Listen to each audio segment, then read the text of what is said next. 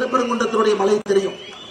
அது நம்முடைய அனைத்து இந்திய அண்ணா திராவிட முன்னேற்ற கழகமாக இருக்கட்டும், பாரதிய ஜனதா கட்சியாக இருக்கட்டும், நம்முடைய கூட்டணி கட்சிகளாக இருக்கட்டும், எப்பொழுதும் கூட நம்முடைய இஸ்லாமிய சகோதரிடம் அண்ணன் தம்பியாகத்தான் நாம் பழகி கொண்டு வந்திருக்கின்றோம். எனக்கு இவ்வளவு பிரச்சனை இங்க நடக்குதுன்னா நீங்களே யோசிச்சு பாருங்க.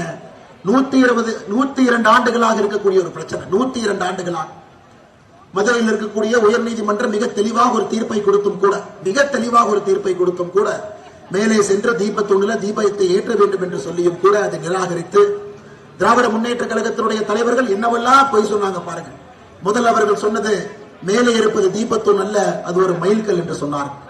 அதன் பிறகு இல்ல தீபத்தூண் இல்ல, கிரேட் டெக்னாமெட்ரிக் சர்வே, ஆங்கிலேயர்கள் 1800 காலகட்டத்தில் நிலத்தை எல்லாம் அளவீடு செய்வதற்காக வைத்த ஒரு சர்வே கல் என்று சொன்னார்.